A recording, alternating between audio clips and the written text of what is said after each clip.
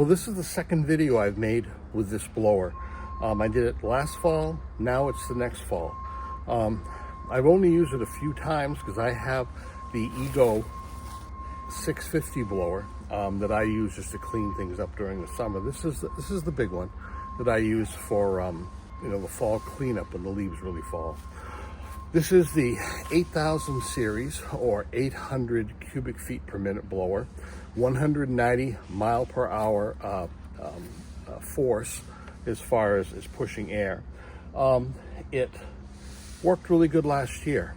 Now, I'm using two 12-amp batteries because they came with my 28-inch snowblower. So that was the reason I picked this up as a bare tool, because I had these big batteries.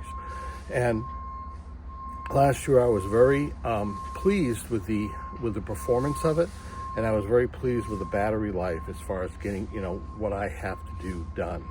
So let's take a little more comprehensive look at what this thing looks like and what it is. First of all, let's take a look at the harness. This harness is as good or better than any backpack harness I'd use, including gas blowers. It's quite comfortable.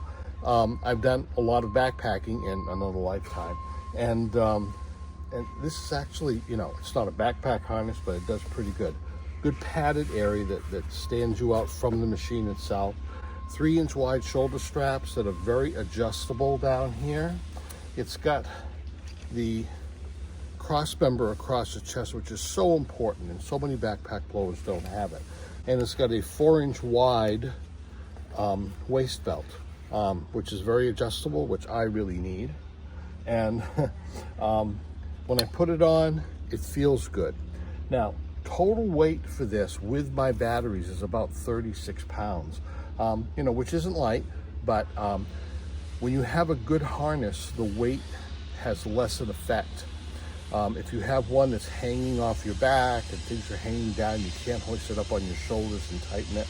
A smaller amount of weight can feel horrible. So that's the harness. On the back side, we get a place for 2 batteries, and this will hold any size batteries from, I suppose you could put 2.5 amps in there. I don't know if it would be very good, but 5, 6, 7.5, 10, or in this case, 12 amp batteries. And there's a slot here that they slip into and snap in. When you want to take them out, you push this button and they pop up and you can pull them out. So here it is with the batteries in. There's a small protrusion on the back side, so it always sits level when you're on level ground. Spin it around so you can see the side over here. And this side is where the nozzle is. Notice it's sticking straight up. There's actually a hook right here that holds it on so that you can store it and it's straightened up, and this pivots down.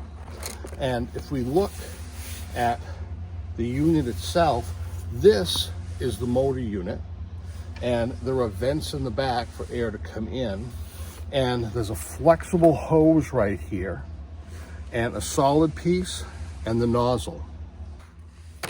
The nozzle has a clasp on the side, and you can slide the nozzle further out by about 6 inches or back.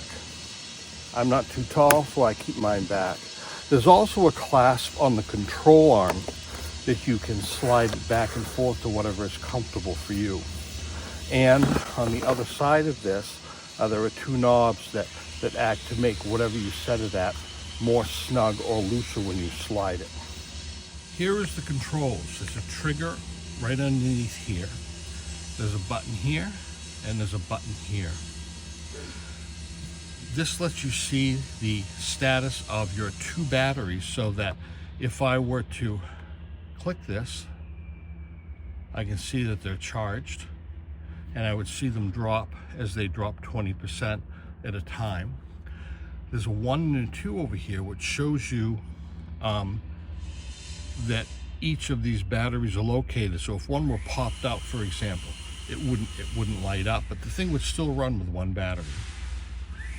As you flick it, the trigger, you see indicator of how fast you're moving the air.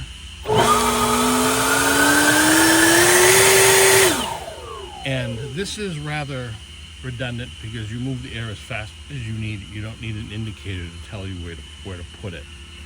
And right up here is turbo, so no matter where you are, if you hit this button, and I run mine on turbo almost all the time. So notice this little lock right here. Wherever you pull the trigger, if you hit this, it will stay there. And I don't find this too handy, but I know some people do. So let me put it up a couple of notches. And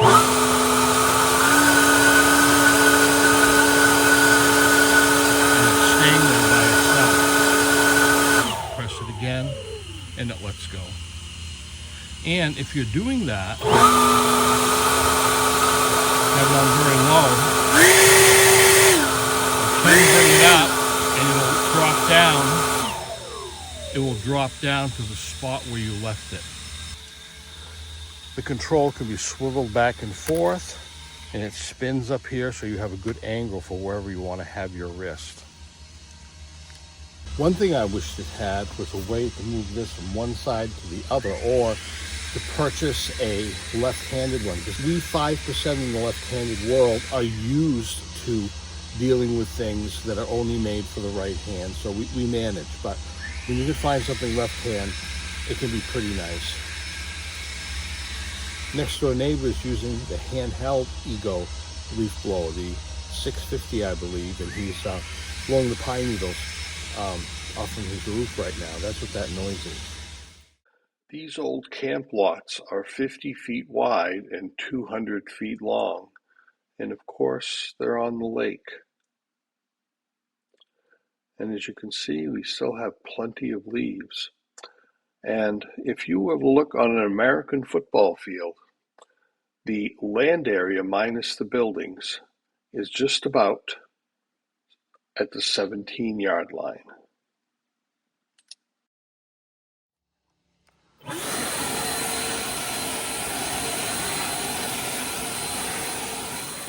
I'm going to let you see a lot of the leaf blowing, but if I let you watch it all, it would be really boring. I will speed up some sections and cut sections out where I walk from one place to another, and cut out some sections that I'm in the middle of and it's going to take quite a while. And as you will see, I have a convoluted lot. It's not just nice and linear. There's lots of stuff to go around. I have set a timer on my Apple Watch, so I'll let you know how long the leaf blower ran, and I'll try to estimate and cut out a little bit where I might have walked from one place to another, because I really didn't take any breaks at all.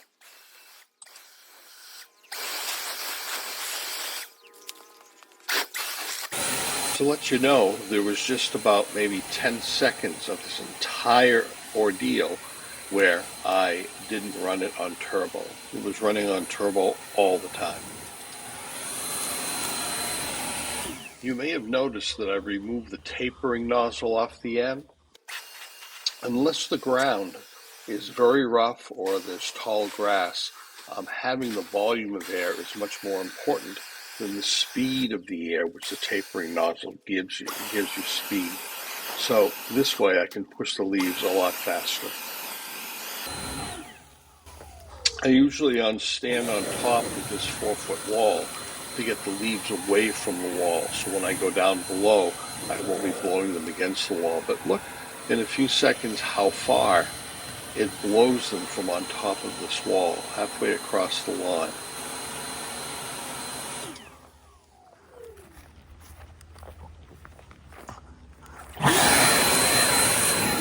And no, there aren't a lot of leaves down yet. 80% of them are still in the trees, but it's easier to do them in 3 sessions than waiting until they're a foot or more thick.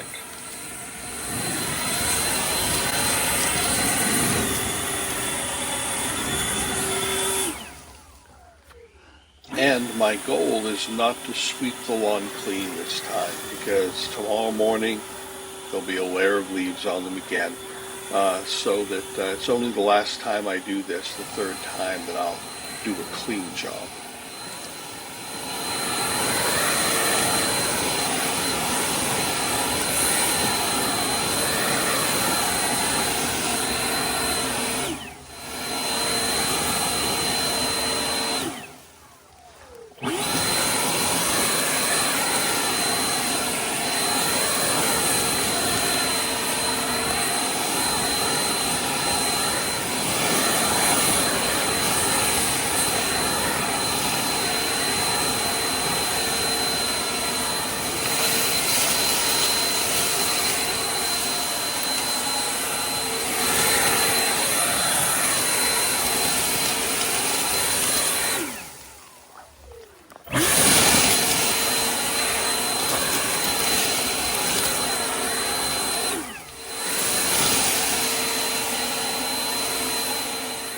They're starting to get thick and pile up now, but the blower is still moving them pretty good.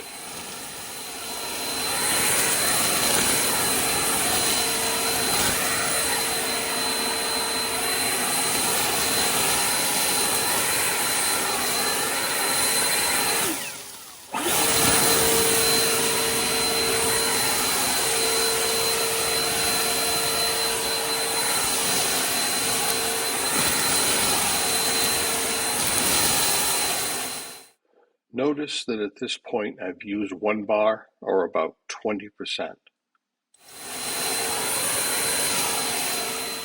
This is where I move them across the street and up and over a 3-foot banking into the woods on the other side.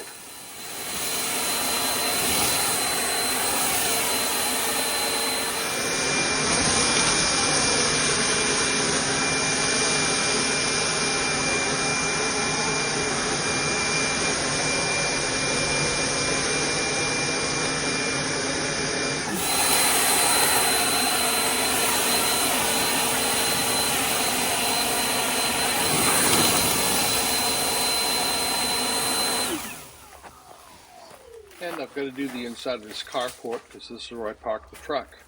No, I don't park it in the garage because every truck I get ends up being bigger and now it doesn't fit.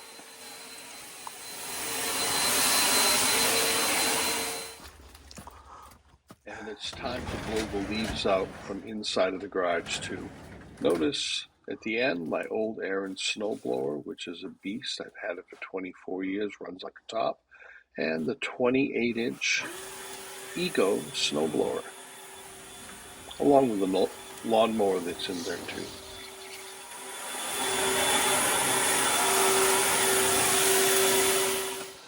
Now, moving to the front yard. This is the front yard because when you live at a lake, the water is the front and the road is the back.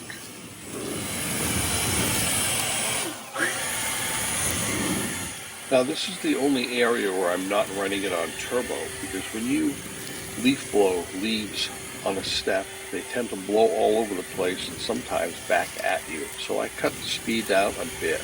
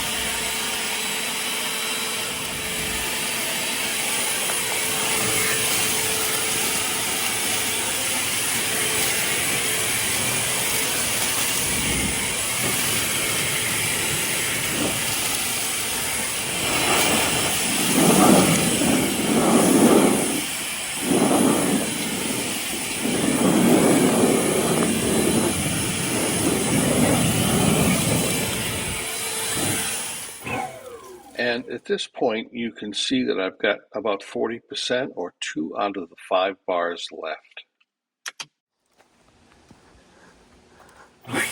And where am I now? Well, I'm out back and I realized that I had some juice left in the battery, so I thought I'd do my good neighbor, Mark and Diane's driveway. It would just take me a few minutes anyways.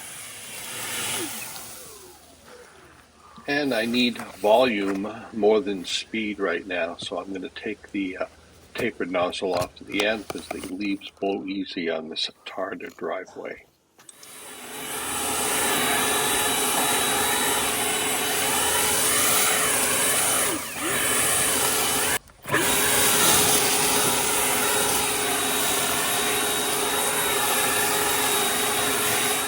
And interestingly, 2 bars still left at the end of a 90-foot driveway that actually blew pretty easily. And here are the batteries after a total runtime of just about exactly 66 minutes. And as you can see, 2 bars on that battery and one left on that one, which means the other one is probably almost ready to go to 1 bar. Whenever I do one of these videos having to do with ego tools or any electric tool, I always like to finish off by talking about the validity of getting this. These tools really work good. I don't know how long they'll last. I don't expect they'll go as long as some gasoline units will. Snowblower, the chainsaw I have, lawnmower, the leaf blower you saw, and a few others that I have. But one thing I have to mention, again, is the batteries. These batteries, sure, they save you some money in gasoline and the tool and maintenance. But the batteries themselves, these two batteries together cost $1,000. They have a 5-year warranty on them, which is great, and they can go up to maybe 9 or 10 years, but realistically, with luck, I'm thinking that maybe 7 or 8 years, and then I'd be spending $1,000 for batteries. Now, these batteries run multiple tools for me, so it isn't like I'm buying batteries for every tool. I replace this and everything else keeps running. So that's one way of looking at it. But it's an expense. So just like Doc in Back to the Future, when he says this is a science experiment, that's basically what this is. So if you get one of these, you got to be prepared for the fact that maybe it might not work out for you. And in the long run, in several years, you will end up spending more money on these tools and batteries than you ever will on gasoline and maintenance. Thanks for watching.